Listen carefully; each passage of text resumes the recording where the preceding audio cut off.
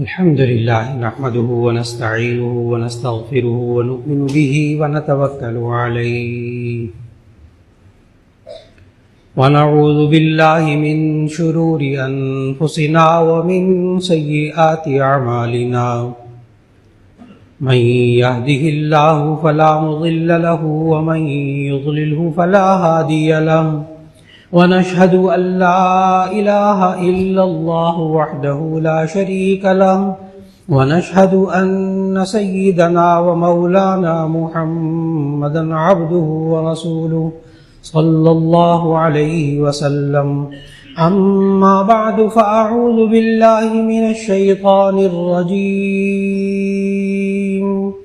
بسم الله الرحمن الرحيم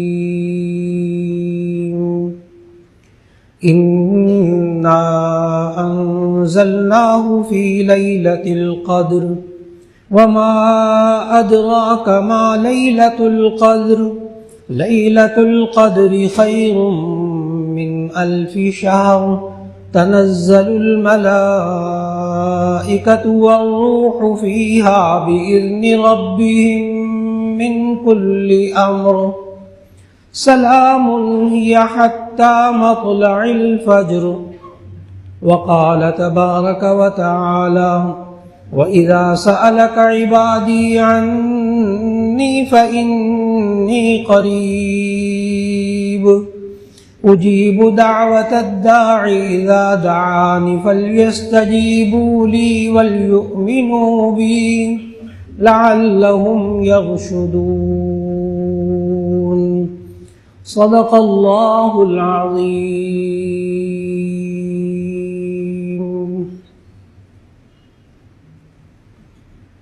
اللہ رب العزت نے ہم سب کو یہ رمضان المبارک کے بابرکت لمحات عطا فرمائے ہیں۔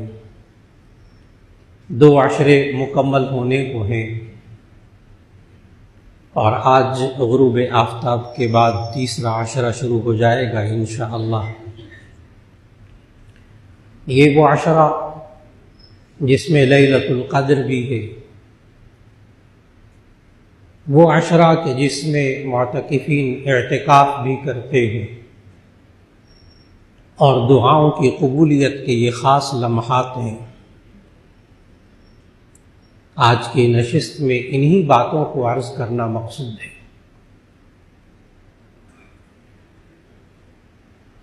شب قدر کی اہمیت، یہ رات ہوتی کیا ہے، کب ہوتی ہے، ہم کیسے اس بات کا یقین کر لیں کہ ہمیں شب قدر مل گئی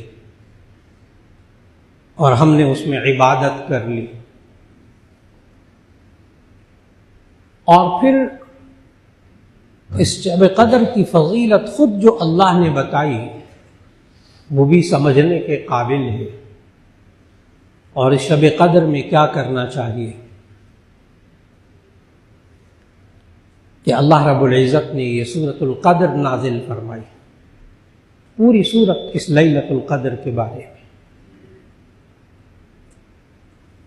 قدر کا لفظی مطلب ہوتا ہے اندازہ کرنا، طے کر دینا، فرض کر دینا، مرتبہ، عزت، یہ سب قدر کے معانی لغت میں لکھے ہوئے ہیں۔ آپ بھی کہتے ہیں کہ آپ کی میرے دل میں بڑی قدر ہے، بڑا مقام ہے، بڑی عزت ہے۔ اور کہیں قدر تقدیر کے معنی میں ہوتا ہے، قدر یقدر تقدیرا، ایک بات کو طے کر کے، فیصلہ کر کے، مقرر کر کے، اندازہ کر کے طے کر دینا۔ حیرت کی بات ہے کہ شب قدر کے اس مفہوم میں اور اس کی حقیقت میں یہ سارے ترجمے شامل ہیں۔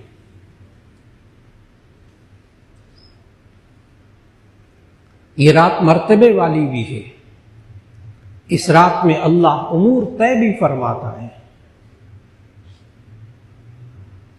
اور اس رات کے اندر اللہ رب العزت بندوں کی دعائیں بھی قبول فرماتا ہے۔ ان کی توبہ اور استغفار بھی قبول فرماتا ہے۔ خود اللہ نے جو اہمیت بتائی اس شب قدر کی، انا انزلناہ فی لیلۃ القدر، بے شک ہم نے اس قرآن حکیم کو شب قدر میں اتارا۔ بہت سے حضرات جو سیرت طیبہ کا مطالعہ رکھتے ہیں وہ جانتے ہیں کہ قرآن حکیم 23 سال کے عرصے میں آہستہ آہستہ نازل ہوتا رہا۔ علامہ جلال الدین سیوطی رحمہ اللہ نے الاتقان فی علوم القرآن میں تو اس کے دن تک شمار کر کے بتائے کہ قرآن حکیم 22 سال 2 مہینے 22 دن تک نازل ہوتا رہا۔ 22 سال 2 مہینے 22 دن، جس کو ہم تقریباً 23 سال کہتے ہیں۔ تو قرآن حکیم تو 23 سال میں نازل ہوتا رہا۔ یہ ایک رات میں نازل ہونے کا کیا معنی؟ یہ ایک رات میں اترا یا 23 سال میں اترا؟ اس کا جواب مفسرین نے لکھا احادیث کی روشنی میں کہ اللہ رب العزت نے لوح محفوظ سے آسمان دنیا پہ قرآن حکیم اتارا لیلۃ القدر میں، ایک دم ایک رات میں نازل کی، لوح محفوظ سے آسمان دنیا پہ، اور آسمان دنیا سے پھر 22 سال 2 مہینے 22 دن میں آہستہ آہستہ آخری نبی حضرت محمد مصطفیٰ صلی اللہ علیہ وسلم پر نازل ہوتا رہا۔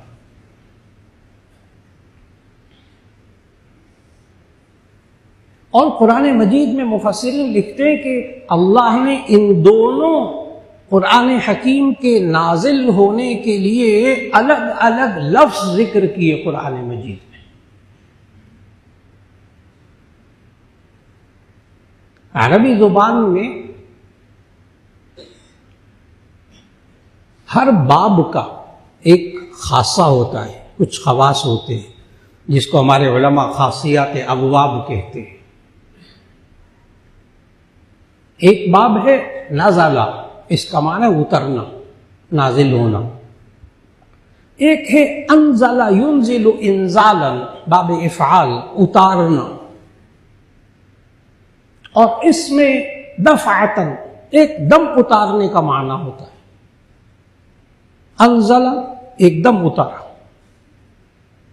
اور اگر اسی کو باب تفعیل سے لے کر آئیں، نزل ينزل تنزیلا، تو اس کا معنی ہوتا ہے آہستہ آہستہ اتارنا کسی چیز کو۔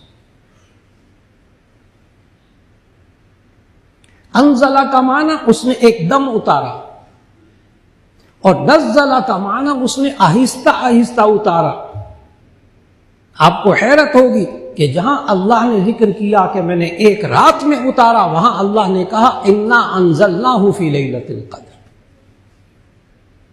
انزل کا معنی ایک دم اتارنا، انا انزلناہ فی لیلۃ القدر، ہم نے ایک دم اتارا اس کو لیلۃ القدر میں۔ اور جہاں اللہ نے آہستہ آہستہ قرآن مجید کے نازل ہونے کا ذکر کیا، وہاں باب تفعیل لائے، نزل۔ آیت آپ حضرات کے ذہنوں میں، انا نحن نزلنا الذکر وانا لہ لحافظون، انا نحن نزلنا الذکر، بے شک ہم نے آہستہ آہستہ قرآن حکیم کو آپ پر اتارا، اور بے شک ہم ہی اس کی حفاظت کرنے والے۔ وہاں جہاں آہستہ آہستہ کے لیے وہاں نزل، اور جہاں ایک دم اتارا وہاں انزل، انا انزلناہ فی لیلۃ القدر۔ تو شب قدر کی ایک فضیلت یہ معلوم ہوئی کہ انا انزلناہ فی لیلۃ القدر، کہ ہم نے ایک رات کے اندر اس قرآن حکیم کو لوح محفوظ سے آسمان دنیا پہ نازل کیا۔ ایک فضیلت تو یہ خود اللہ نے بتائی۔ وما ادراک ما لیلۃ القدر، اور آپ کو کیا معلوم کہ شب قدر کیا ہے؟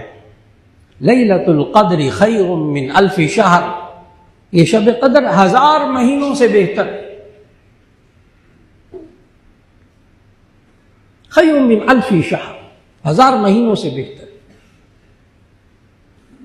اس کو خیر من الف شہر کو سمجھنے کے لیے شب قدر کی جو فضیلت کے ساتھ ساتھ جو حدیث میں شان نزول اس کا بیان ہوا کہ کس واقعے کے بعد یہ صورت نازل ہوئی، تو اس سے یہ خیر من الف شہر بہت اچھی طرح سمجھ میں آتا ہے۔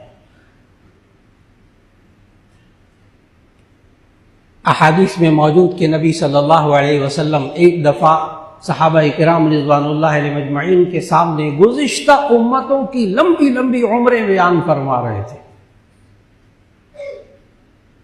کہ وہ لوگ 1000 سال کی عمر ہوتی تھی ایک بندے کی،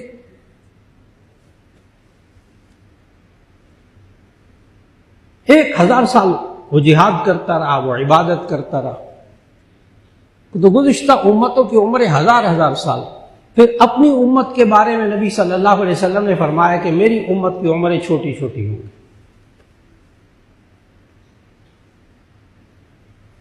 بعض حضرات اس پر پوچھتے ہیں کہ یہ جو 1000 سال، کیونکہ ہمارے دن میں 100 سال گزارنا بھی تو مشکل ہے نا، تو 1000 سال سمجھ میں نہیں آتا، تو بعض حضرات پوچھتے ہیں کہ کیا یہ 1000 سال والی روایت درست ہے کہ ایک بندے کی عمر 1000 سال ہوتی تھی پہلے؟ کیا یہ روایات مضبوط روایات ہیں، مستند روایات ہیں؟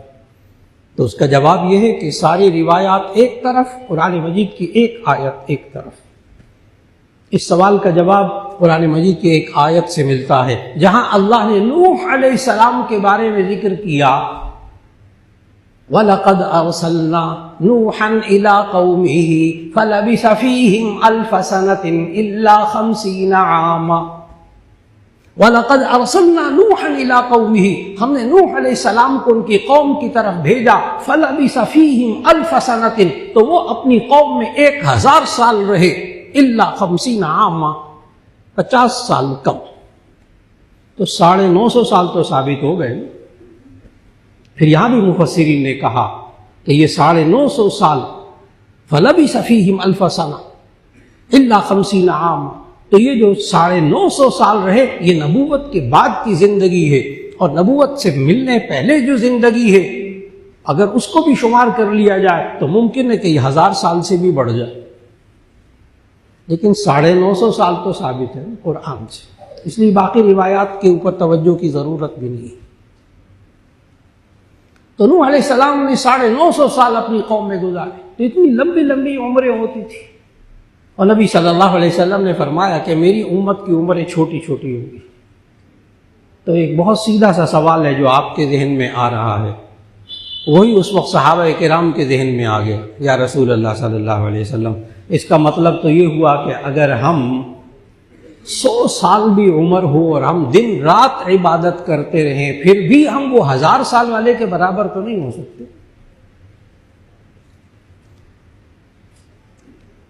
اگلا جملہ صحابہ نے نہیں بولا، لیکن آج کے معاشرے کے ذہن میں آتی ہے وہ بات کہ وہ پہلے لوگوں کی عمریں 1000 سال، یہاں زیادہ سے زیادہ 100 سال، تو اس میں ہمارا کیا قصور ہے؟ بین السطور ہمارا کیا قصور ہے؟ ہم تو 100 سال بھی عبادت کرتے ہیں دن رات، تو 1000 سال کو نہیں پہنچیں گے۔ اس پر اللہ نے یہ سورۃ القدر نازل فرمائی، لیلۃ القدر خیر من الف شہر، یہ شب قدر 1000 مہینوں سے بہتر ہے۔ اب 1000 مہینوں کو آپ 1000 کو 12 پہ تقسیم کیجیے، اس کے سال بنائیے، تو آپ کو حیرت ہوگی۔ 1000 مہینوں کے سال بنائیں گے تو یہ سال بنیں گے 83 سال 4 مہینے، 83 years and 4 months، 83 سال 4 مہینے۔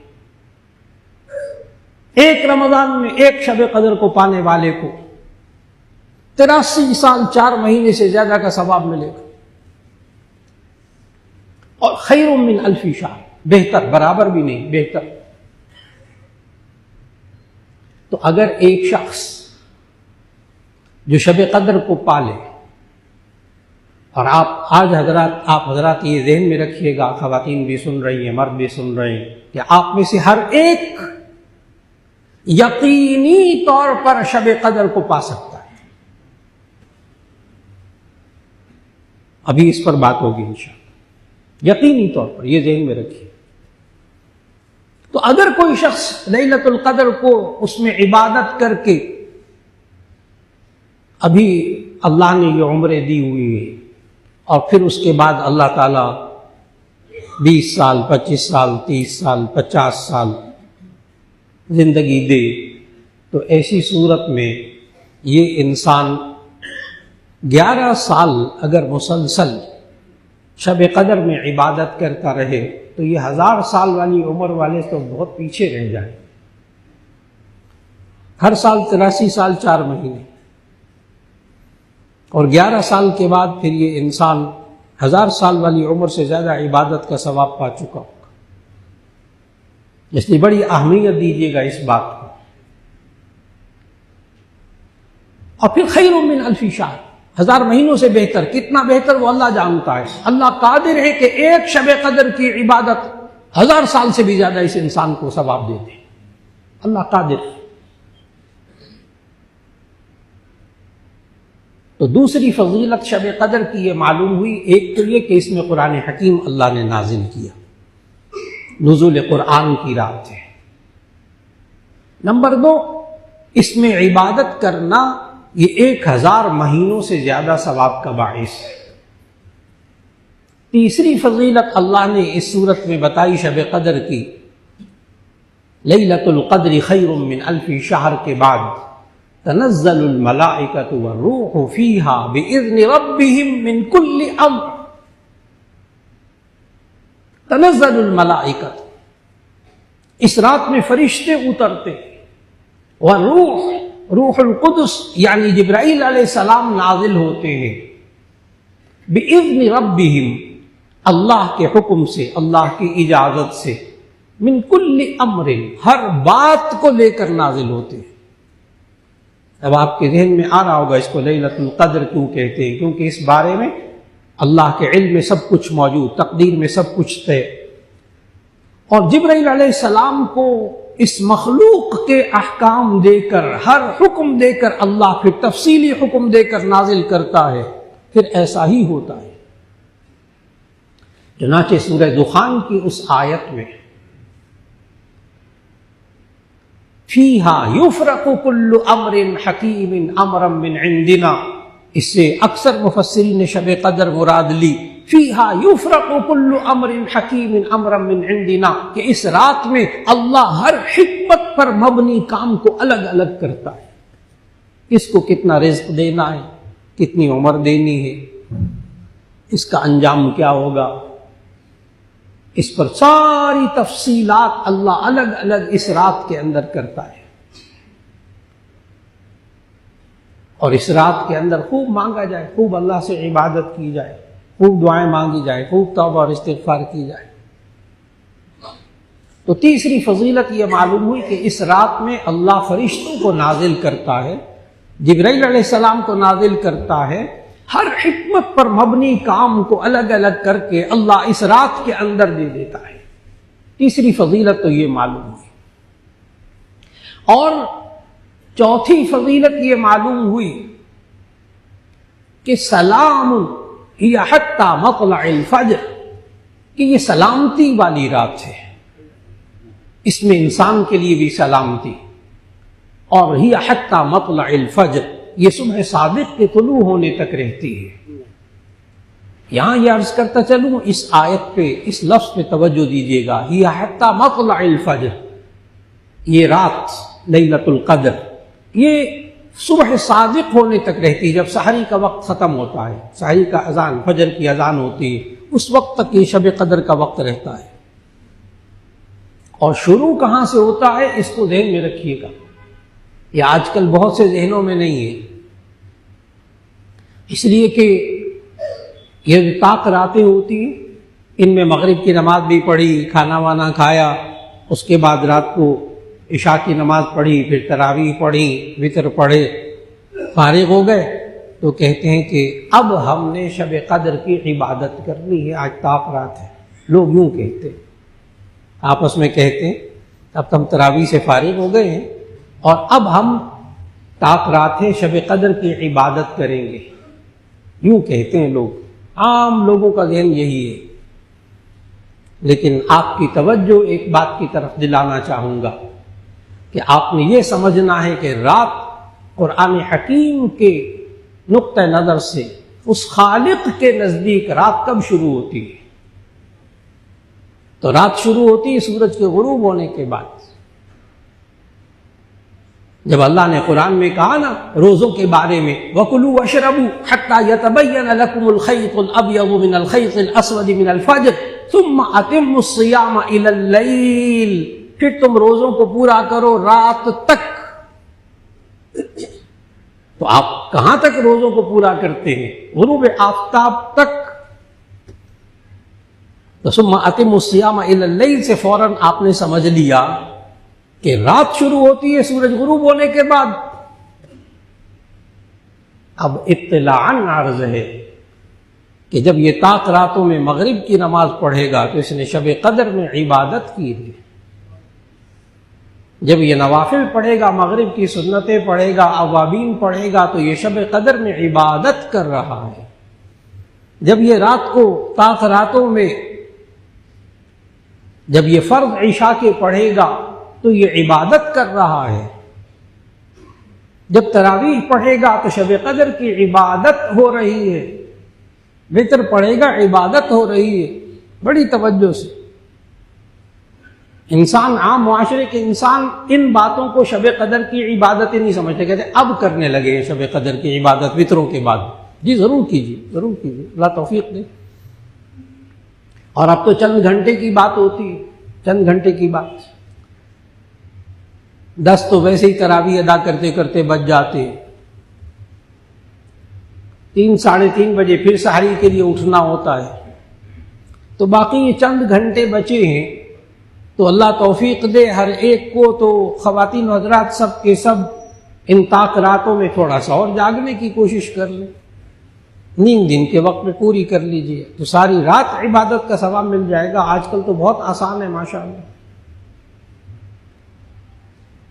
اور پھر اس شب قدر میں عبادت کے لیے ایک بہترین طریقہ خواتین اور مردوں کے لیے، اور وہ ہے اعتکاف.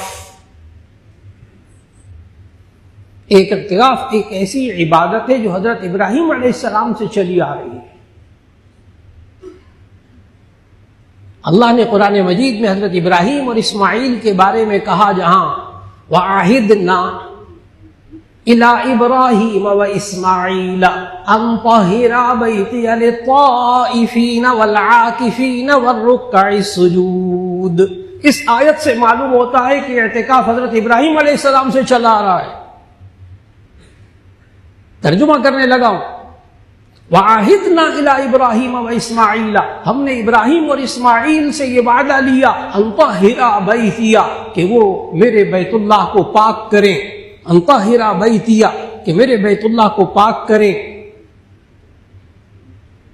أَن طَهِّرَا بَيْتِيَ لِلطَّائِفِينَ، طواف کرنے والوں کے لیے، والعاکفین، اور اعتکاف کرنے والوں کے لیے، والرکع السجود، اور نماز ادا کرنے والوں کے لیے. معلوم ہوا یہ اعتکاف دین ابراہیمی میں موجود تھا. معلوم ہوا گزشتہ مذاہب میں بھی اعتکاف موجود، آسمانی مذاہب میں، انبیاء کے طریقوں میں موجود اعتکاف. اس کو معمولی نہ سمجھیے. لفظ اعتکاف کو سمجھنا بڑا ضروری ہے. پھر اس سے سمجھ میں آئے گا ہوتا کیا ہے. لفظ اعتکاف کا لفظی مطلب ہے، باب افتعال کا مصدر ہے، اس کا معنی ہے رکنا، روکنا. یہ انسان اپنے آپ کو مسجد میں روک کر بیٹھ جاتا ہے. خواتین گھروں میں اعتکاف کرتی ہیں تو گھر میں ایک کونے میں اپنے آپ کو یہ کمرے میں روک کر بیٹھ جاتی ہیں، اس لیے اس کو اعتکاف کہتے ہیں. اپنے آپ کو روک لینا. اور حضرت عبداللہ ابن عباس رضی اللہ تعالیٰ عنہ نے تو اعتکاف کی وجہ تسمیہ، کہ اعتکاف کو اعتکاف کیوں کہتے ہیں، بڑی گہری وجہ بتائیے. حضرت عبداللہ ابن عباس رضی اللہ تعالیٰ عنہ فرماتے ہیں اعتکاف کو اعتکاف اس لیے کہتے ہیں کہ ہوا یعتکف عن الذنوب، کہ یہ انسان کو گناہوں سے روک لیتا. یہ اعتکاف انسان کو گناہوں سے روک لیتا. ماشاءاللہ یہاں سینکڑوں جامع شفیعہ میں، مسجد حسن میں یہاں سینکڑوں لوگ ماشاءاللہ اعتکاف میں بیٹھتے، اور مساجد میں بھی بیٹھ رہے، خواتین گھروں میں اعتکاف میں بیٹھ رہی ہیں۔ تو یہ مرد حضرات جو گھروں میں خواتین موجود اعتکاف میں، مرد مسجدوں میں اعتکاف کر رہے، تو ایسی صورت میں ان دنوں میں 10 دن میں یہ گناہوں سے رکے رہتے، بے شمار گناہوں سے رکے رہتے، اس لیے اس کو اعتکاف کہتے ہیں۔ اور یہ اعتکاف سنت مؤکدہ علی الکفایہ ہے، یعنی اس علاقے میں کوئی بھی مسجد میں نہ بیٹھے تو سارے گناہگار ہوتے ہیں سنت کو چھوڑنے پر، لیکن باقی افراد اگر ایک بندہ بھی مسجد میں بیٹھ جائے اعتکاف میں، باقی کی طرف سے یہ کفایہ ہو جاتا ہے، کافی ہو جاتا ہے۔ اور ویسے سنت غیر مؤکدہ کر لیں تو ثواب، نہ کرے تو گناہ نہیں، اور ثواب کتنا سوچیے گا۔ جو جو اعتکاف کر رہا ہے اللہ سب کو توفیق دے، اور جتنے یہاں مسجد حسن میں اعتکاف کرنے والے ہیں، خواتین گھروں میں اعتکاف کرنے والی ہیں، سوچے نبی صلی اللہ علیہ وسلم نے اس کا ثواب کیا بتایا۔ فرمایا جو بندہ ایک اعتکاف کرتا ہے تو اللہ اس کے درمیان اور جہنم کے درمیان کئی ہزار خندقوں کا فاصلہ کر دیتا۔ تو معلوم یہ ہوا کہ اعتکاف تو انسان کے لیے بڑی اہمیت کا حامل ہے، لہذا اس شب قدر کو پانے کے لیے اعتکاف بڑی شاندار چیز، کیونکہ یہ بندہ بہرحال مسجد میں رہے گا، خاتون اعتکاف کر رہی گھر میں تو وہ لازماً گھر میں ان راتوں کے اندر عبادت کرے گی۔ یاد رکھ لیجئے گا معتکف کا سونا بھی عبادت، اس کا رات کو آرام کرنا بھی عبادت، کیونکہ مسجد میں ہے،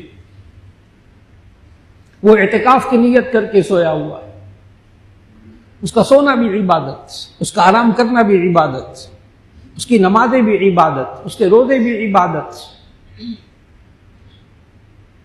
ایک تو یہ طریقہ شب قدر کو پانے کا، اور نبی صلی اللہ علیہ وسلم نے ہمیں سمجھایا، بخاری شریف کی حدیث، تحروا لیلۃ القدر فی اواخر العاشر من رمضان، او کما قال علیہ الصلوۃ والسلام، کہ تم شب قدر کو تلاش کرو رمضان المبارک کی آخری طاق راتوں میں۔ طاق راتیں 5 راتیں، 21ویں رات، 23ویں رات، 25ویں رات، 27ویں رات، 29ویں رات، 5 راتیں۔ سچے نبی صلی اللہ علیہ وسلم نے فرمایا کہ ان طاق راتوں میں شب قدر ہوتی ہے، لہذا جو بندہ 5 راتیں عبادت کرتا رہا وہ یقین رکھے کہ اس نے شب قدر پا لی۔ میں نے شروع میں عرض کیا تھا کہ میں ابھی عرض کرتا ہوں کہ ہم کیسے یقین کریں کہ ہم نے شب قدر پا لی ہے۔ شب قدر کی تعین اٹھا دی گئی، بعض روایات سے معلوم ہوتا ہے پہلے شب قدر متعین تھی، لیکن پھر اس میں کچھ لوگ اختلاف کرنے لگے تو ایک حدیث میں آتا ہے اللہ نے اس کی تعین اٹھا لی، اسی میں خیر ہو۔ لہذا اس تعین کے اٹھنے کی وجہ سے بعض حضرات سوچتے ہیں پتہ نہیں ہمیں شب قدر ملی کہ نہیں ملی۔ جی آپ 5 راتوں میں عبادت کر لیجیے اور پھر یقین کیجیے کہ آپ نے شب قدر میں عبادت کی ہے، آسان طریقہ۔ رہا یہ کہ سعودی عرب میں تو ایک دن پہلے شب قدر ہو جائے گی، اس دن طاق رات، ہمارے وہاں ایک روزہ پہلے ہوا، یہاں ایک روزہ بعد میں ہوا، تو حضرت شب قدر جو فرشتے نازل ہوتے ہیں اور روح القدس نازل ہوتی ہیں وہ سعودی عرب کے مطابق یا پاکستان کے مطابق لوگ الجھتے۔ اس سوال کو اور مشکل کر دیتا ہوں، عین اس وقت جس وقت پاکستان میں یا سعودی عرب میں رات ہوتی ہے اس وقت کینیڈا کے اندر دن ہوتا ہے، تو فرشتے دن میں اتریں گے یا رات میں اتریں گے؟ یہ انسان بہت الجھ رہا۔ سعودی عرب والی رات مراد ہوگی، پاکستان والی رات مراد ہوگی۔ میں نے کہا رات تو بڑی دور کی بات ہے، کینیڈا میں اس وقت دن ہوتا ہے، اب ان کی شب قدر کب ہوگی؟ یہ انسان بڑا سوچ رہا، بڑا الجھ رہا۔ لیکن اس انسان نے اپنی عقل سے پلاسٹک اور لوہے کا ایک ڈبہ بنایا ہے، اور پلاسٹک اور لوہے کی ڈبیاں چھوٹی چھوٹی جیب میں بھی رکھی ہوئی ہیں۔ ناراض نہ ہو کہ آپ کے 10 لاکھ کے موبائل کو، 5 لاکھ کے موبائل کو، کئی لاکھ کے لیپ ٹاپ کو میں پلاسٹک اور لوہے کا ڈبہ کہہ رہا ہوں۔ اب تو یہ نوجوان بیٹھے ہوئے اتنے سارے ماشاءاللہ، سارے کمپیوٹر کے دور کے پیداوار ہیں اور بہت اچھی طرح کمپیوٹر میں مہارت رکھتے ہیں۔ میری بات فوراً سمجھ جائیں گے، اس مختصر سے اشارہ کروں گا، یہ نوجوان سمجھ جائیں گے۔ ایک سادہ سی ایپ ہے، آپ اس ایپ میں کئی ہزار افراد کے نام، تاریخیں، وقت، ملک، سب کچھ لکھ کر ڈال دیں اور ایک پیغام ڈالیں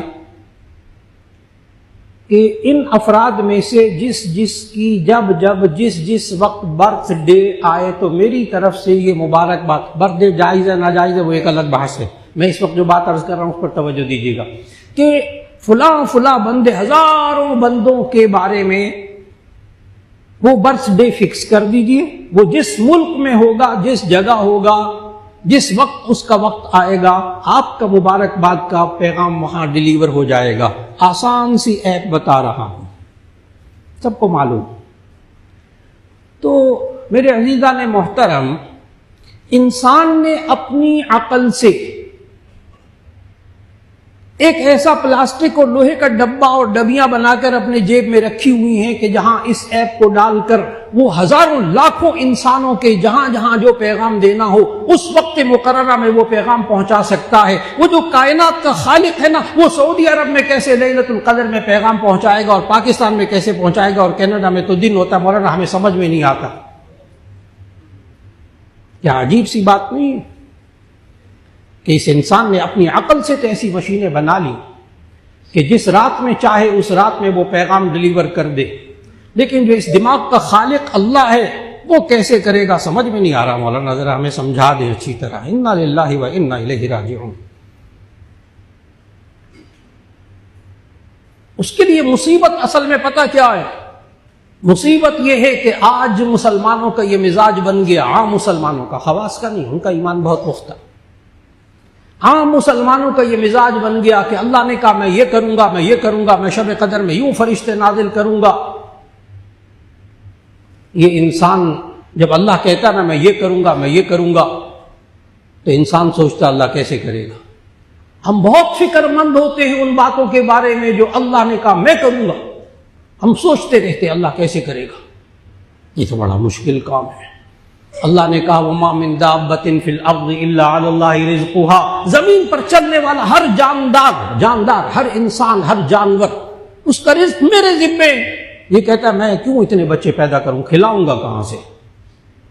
شادی نہیں کرتے، کہتے کھلائیں گے کہاں سے بیوی؟ اللہ کے بندے، رزق آپ کے ذمے نہیں ہے۔ وہ تو 12ویں پارے کی پہلی آیت میں اللہ نے کہا رزق میرے ذمے۔ یہ بندہ سوچتا ہے میں کیسے کھلاؤں گا، بیکار باتیں۔ رزق دینا تو اس کے ذمے نہیں، اس کے ذمے تو شادی کرنا ہے۔ بچوں کو رزق دینا اللہ نے اس کے ذمے تو نہیں لگایا، بچوں کو رزق دینا تو اللہ نے اپنے ذمے لگایا۔ اس کا کام تو یہ ہے کہ بچے پیدا کرے، اولاد پیدا کرے۔ وَمَا مِن دَابَّةٍ فِي الْأَرْضِ إِلَّا عَلَى اللَّهِ رِزْقُهَا، رزق اللہ کے ذمے ہے۔ یہ انسان اپنے رزق کے بارے میں بہت فکر مند ہے۔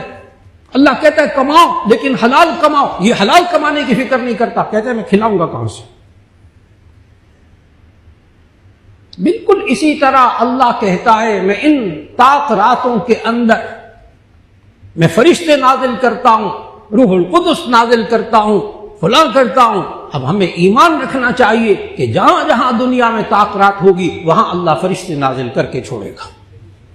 ہر علاقے کے لیے اپنی اپنی لیلۃ القدر، اور اللہ قادر ہے جس انسان کے لیے جس ملک میں جہاں لیلۃ القدر طاق رات ہوگی اللہ وہاں فرشتے بھی نازل کرے گا، سلامتی بھی نازل کرے گا، وہاں دعائیں بھی قبول کرے گا انشاءاللہ۔ ہمارا کام جو ہمارے ذمہ ہے اس کے بارے میں سوچئے گا۔ یہ عادت چھوڑ دے لوگ کہ جو اللہ نے اپنے ذمہ کام لیے ہیں سوچتے ہیں اللہ کیسے کرے گا۔ بس اس کے لیے ایک آیت پڑھ لیا کیجیے، ایک آیت۔ جب بھی الجھن ہو ان مسائل کے اندر جو بھی میں نے ذکر کیے ہیں، یہ کام اللہ کیسے کرے گا، یہ کام اللہ کیسے کرے گا، تو وہاں ایک آیت پڑھ لیا کیجیے آسان سی، انشاءاللہ شفا ہوگی۔ ان اللہ علی کل شیء قدیر، ان اللہ علی کل شیء قدیر، بے شک اللہ ہر چیز پر قدرت والا ہے۔ لہذا یہ انسان شب قدر کے اندر دعائیں مانگے، توبہ اور استغفار کرے، یہ دعاؤں کی قبولیت کا وقت ہے۔ اللہ نے جہاں سورہ بقرہ کے اندر 5 آیتوں میں روزے کے احکام بتائے، سورہ بقرہ کی آیت 182 سے لے کر 187 تک اللہ نے روزے کے احکام بتائے، اس میں آیت نمبر 186 میں اللہ نے یوں کہا رمضان کے احکام بتاتے ہوئے، وَإِذَا سَأَلَكَ عِبَادِي عَنِّي فَإِنِّي قَرِيبٌ أُجِيبُ دَعْوَةَ الدَّاعِ إِذَا دَعَانِ فَلْيَسْتَجِيبُوا لِي وَلْيُؤْمِنُوا بِي لَعَلَّهُمْ يَرْشُدُونَ۔ اب اس آیت کو سمجھنا ہے۔ رمضان کے احکام بتاتے ہوئے اللہ نے کہا وَإِذَا سَأَلَكَ عِبَادِي عَنِّي فَإِنِّي قَرِيبٌ، جب یہ بندے مجھ سے سوال کرتے ہیں، مجھ سے مانگتے ہیں، فَإِنِّي قَرِيبٌ، میں بہت قریب ہوتا ہوں۔ اور ایک اور آیت میں سمجھایا ہے اللہ کتنا قریب ہوتا ہے، اللہ کتنا قریب ہوتا ہے۔ آیت پڑھنے لگا نحن اقرب الیہ من حبل الورید، ہم اس انسان کی شہرت سے بھی زیادہ اس کے قریب ہوتے ہیں۔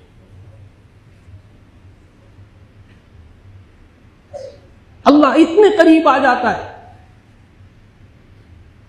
وَإِذَا سَأَلَكَ عِبَادِي عَنِّي فَإِنِّي قَرِيبٌ أُجِيبُ دَعْوَةَ الدَّاعِ إِذَا دَعَانِ، میں دعا مانگنے والے کی دعا کو قبول کرتا ہوں جب وہ مجھ سے دعا مانگتا ہے۔ فَلْيَسْتَجِيبُوا لِي، تو مجھ سے مانگو، وَلْيُؤْمِنُوا بِي، میرے اوپر ایمان تو رکھو، لَعَلَّهُمْ يَرْشُدُونَ، تاکہ یہ ہدایت پا جائیں۔ معلوم ہوا جو شخص اللہ سے مانگتا ہے، خوب مانگتا ہے، وہ ہدایت پر رہتا ہے۔ جو اللہ سے مانگنا چھوڑ دیتا ہے وہ ہدایت پر نہیں ہوتا۔ اللہ سے مانگنے کی عادت بنائیے، اللہ ضرور دعائیں قبول کرے گا۔ کبھی زبان پر یہ نہ لائیں پتہ نہیں اللہ کس کی دعائیں قبول کرتا ہے، ہماری تو قبول کرتا نہیں، ہمیں تو کچھ بھی نہیں دیا۔ عام جملے ہیں لوگوں کی زبانوں پر، اللہ ہماری دعائیں تو نہیں قبول کرتا، ہمارے پاس تو کچھ ہے ہی نہیں، بڑا اللہ سے مانگا اللہ نے دیا ہی نہیں کچھ۔ یاد رکھ لیجئے گا، جس انسان کے ذہن میں یہ آئے کہ میں نے اللہ سے مانگا اور اللہ نے مجھے نہیں دیا، کبھی شکوہ ذہن میں آ جائے، عین اس وقت یہ سوچنا شروع کر دے، جسے ہمارے بزرگ مراقبہ کہتے ہیں، تھوڑا سا سوچنا شروع کر دے کہ اللہ نے جو بغیر مانگے اس کو نعمتیں دی ہوئی ہیں، یہ اس کو تھوڑا سا شمار کرنا شروع کر دے۔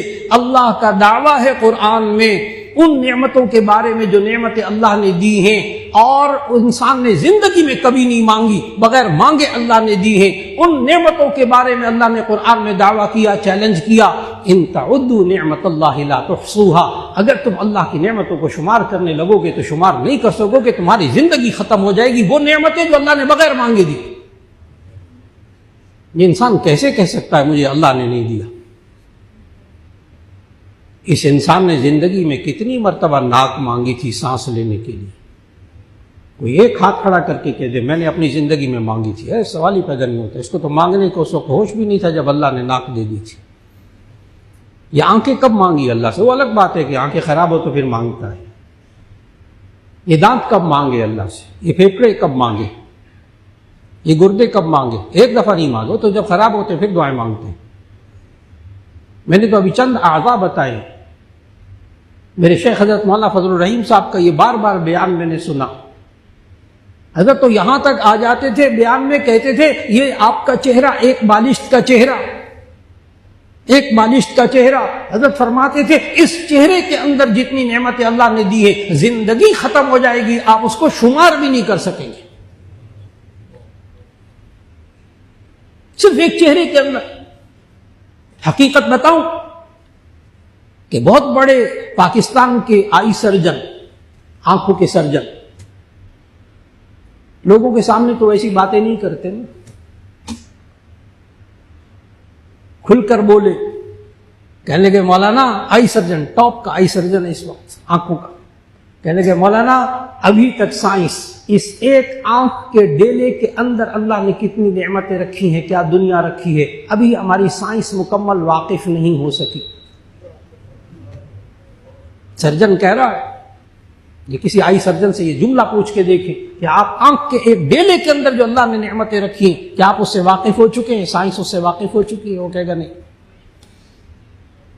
اتنی نعمتیں اللہ نے بغیر مانگے دی، اس لیے کبھی نہیں کہنا چاہیے کہ میری دعائیں قبول نہیں ہوتی۔ نبی صلی اللہ علیہ وسلم نے یہ جملہ کہنے سے منع فرمایا۔ نبی صلی اللہ علیہ وسلم نے فرمایا صحابہ سے کہ بہت سے لوگ جلد بازی میں اپنی دعاؤں کو ضائع کر دیتے ہیں۔ تو صحابہ نے کہا جلد بازی کیا؟ نبی صلی اللہ علیہ وسلم نے فرمایا بہت سے لوگ دعائیں مانگتے ہیں اور پھر فوراً کہنے لگتے ہیں ہماری دعائیں قبول نہیں ہوتی۔ تو معلوم ہوا یہ ہماری دعائیں قبول نہیں ہوتی، یہ نہیں کہنا چاہیے، اس سے دعائیں ضائع ہو جاتی ہیں، نبی صلی اللہ علیہ وسلم نے سمجھایا۔ لیکن آپ بھی تو الجھیں گے نا اس بات پر کہ ایک طرف دعائیں قبول نہیں ہوتی اور دوسری طرف یہ بھی پابندی ہے کہ یہ بھی نہ کہا جائے کہ ہماری دعائیں قبول نہیں ہوتی۔ یہ بڑی الجھن ہو رہی ہے سننے والوں کو کہ ایک طرف دعائیں قبول نہیں ہوتی اور دوسری طرف یہ بھی پابندی ہے کہ یہ نہ کہیں کہ دعائیں قبول نہیں ہوتی۔ عجیب سی بات ہے۔ یہ عجیب سی بات اس لیے ذہن میں آتی ہے کہ دعاؤں کی قبولیت کی قرآن و سنت کی روشنی میں 4 صورتیں ہیں، وہ چاروں صورتیں ضرور ذہن میں رکھیے گا۔ دعاؤں کے قبول ہونے میں صرف ایک چیز رکاوٹ ہے بس، پوری احادیث پوری آیات قرآن مجید کی ذخیرہ حدیث کا مطالعہ کریں، ایک رکاوٹ ہے دعا کے قبول ہونے میں کہ نبی صلی اللہ علیہ وسلم نے سمجھایا کہ ایک بندہ مقدس مقام پہ دور دراز سفر کر کے جاتا ہے، وَيَمُدُّ يَدَيْهِ اپنے ہاتھ اٹھاتا ہے، وَيَقُولُ يَا رَبِّ يَا رَبِّ اور اے میرے رب کہہ کر وہ پکارتا ہے، أَشْعَثَ وَأَغْبَرَ بال بکھرے ہوئے ہیں، غبار آلودہ، اتنا دور سفر کر کے مقدس مقام پہ جاتا ہے اور اے میرے رب کہہ کے پکارتا ہے، لیکن وَمَلْبَسُهُ حَرَامٌ وَمَشْرَبُهُ حَرَامٌ وَغُذِّيهِ بِالْحَرَامِ فَأَنَّىٰ يُسْتَجَابُ ذَلِكَ لیکن اس کا کھانا حرام، اس کا لباس حرام کا مال کا، اس کی غذا حرام مال کی۔ نبی صلی اللہ علیہ وسلم نے فرمایا فَأَنَّىٰ يُسْتَجَابُ ذَلِكَ اس مقدس مقام میں بھی اس کی دعا کیسے قبول ہوگی؟ معلوم ہوا دعا کے قبول ہونے میں ایک رکاوٹ ہے بس، اور وہ ہے حرام مال۔ اس لیے بھرپور کوشش ہو انسان حلال مال کھائے اور پھر اللہ سے مانگے، اللہ دعائیں قبول کرتا ہے۔ اور دعائیں قبول ہونے کی 4 صورتیں ذہن میں رکھیے گا، پھر انشاءاللہ دعاؤں کے بارے میں مایوسی نہیں آئے گی۔ نمبر 1، انسان اللہ سے جو مانگے اللہ وہی دے دے، عام طور پر اسے کہتے ہیں دعا کا قبول ہونا، بس باقی 3 صورتیں ذہن میں نہیں ہوتی عوام کے۔ نمبر 1، اللہ سے جو مانگا جائے وہی اللہ دے دے، بالکل یہ دعا کی قبولیت کی نمبر 1 صورت۔ نمبر 2، اللہ سے جو چیز مانگی جائے اللہ وہ چیز نہ دے، نعم البدل دے دے۔ اللہ کا یہ بھی نظام ہے، بندہ ایک مانگتا ہے میرا فلاں جگہ رشتہ ہو جائے، فلاں پلاٹ مجھے ملے، فلاں کاروبار مل جائے، فلاں یہ ہو جائے، مانگتا ہے نہیں ملتا، اللہ کو پتہ ہے یہ اس کے لیے اچھا نہیں ہے، اللہ اس کو نعم البدل دے دیتا ہے۔ کئی دفعہ ایسا ہوتا ہے، بہن کے ہاں سے رشتہ مانگتے ہیں، بھائی کے ہاں سے رشتہ مانگتے ہیں، بیٹے بیٹیوں کا اپنے دوستوں سے مانگتے نہیں دیتے تو قطع تعلق کر لیتے ہیں، ایک رشتہ مانگا تھا وہ بھی نہیں دیا، آئندہ ملنا ہی نہیں کہ گھر ہی نہیں جانا۔ اللہ کے بندے، رشتہ کہیں اور ہو جاتا ہے، پھر شادی کہیں اور ہو جاتی، کچھ عرصے کے بعد کوئی باتیں سامنے آتی ہیں، پتہ کیا کہتے ہیں؟ شکر ہے جی بس اللہ نے ہمیں بچا لیا، ہمارا رشتہ نہیں ہوا۔ اب اس کو سمجھ میں آیا اللہ نے نعم البدل کیوں دیا تھا۔ ایک پلاٹ کے بارے میں، گھر کے بارے میں پیچھے بھاگتا ہے اور مانگتا ہے اللہ سے، اللہ وہ نہیں دیتا، کوئی اور پلاٹ دے دیتا ہے، کہتا ہے بس وہ اللہ سے وہ مانگا تو وہ نہیں، وہ کارنر کا پلاٹ تھا بڑا شاندار قسم کا، لیکن دوسرا پلاٹ اللہ دے دیتا ہے۔ پھر کچھ عرصے کے بعد معلوم ہوتا ہے کہ اس کارنر والے پلاٹ میں تو بڑا گھپلا تھا۔ پتہ کیا کہتا ہے؟ کہتا ہے شکر ہے اللہ نے میرا پیسہ بچا لیا، وہ تو سارا پیسہ ضائع ہو جاتا۔ اب اس کو سمجھ میں آیا کہ اللہ نے نعم البدل کیوں دیا۔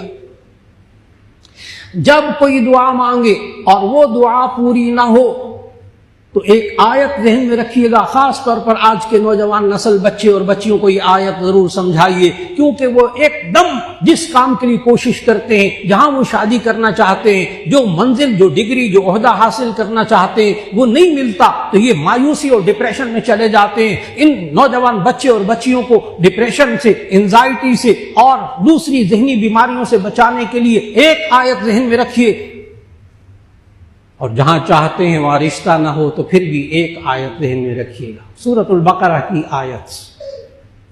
اللہ نے فلسفہ سمجھایا، میں وہ چیز دینے کے بجائے نعم البدل کیوں دیتا ہوں؟ خالق ہے نا، سب کچھ جانتا ہے۔ آیت ذہن میں رکھیے گا، نوجوان بچے اور بچیوں کو سمجھائیے گا یہ والی آیت، عسیٰ ان تکرہوا شیئا وہو خیر لکم وعسیٰ ان تحبوا شیئا وہو شر لکم واللہ یعلم وانتم لا تعلمون۔ اللہ نے زندگی کا اصول سکھایا، یہ اس آیت پر بندہ ایمان رکھتا ہو کبھی ڈپریس نہیں ہوگا، کبھی انزائٹی میں، بے چینی میں، اضطراب میں مبتلا نہیں ہوگا دعا کے قبول نہ ہونے کی وجہ سے۔ ترجمہ غور سے سنیے گا، عسیٰ ان تکرہوا شیئا وہو خیر لکم، ہو سکتا ہے آپ کسی چیز کو ناپسند سمجھتے ہو اور وہ آپ کے لیے اس میں خیر ہو، وعسیٰ ان تحبوا شیئا وہو شر لکم، ہو سکتا ہے آپ کسی چیز کو پسند کرتے ہو اور اس میں آپ کے لیے شر ہو، واللہ یعلم وانتم لا تعلمون، اللہ جانتا ہے آپ نہیں جانتے۔ بندے کو بڑی دیر میں سمجھ میں آتی ہے اللہ نے نعم البدل کیوں دیا تھا۔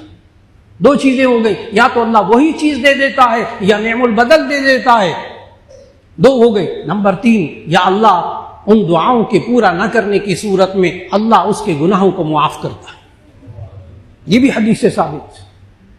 بندے دعائیں مانگتے نہیں پوری ہوتی، اللہ گناہ معاف کرتا ہے۔ 3 صورتیں ہو گئی، اور اگر گناہ اتنے مانگے کہ سارے گناہ معاف ہو گئے، اب کیا ہوتا ہے؟ اب نمبر 4 جو ترمذی کی حدیث سے ثابت، نمبر 4 کہ اگر وہ چیز بھی اللہ نہ دے جو مانگی، اس کا نعم البدل بھی نہ دے، نمبر 3 گناہ بھی سارے معاف ہو گئے، اب اللہ اس کی ہر دعا جو پوری نہیں کی اس کے بدلے میں آخرت میں نیکیاں دے گا۔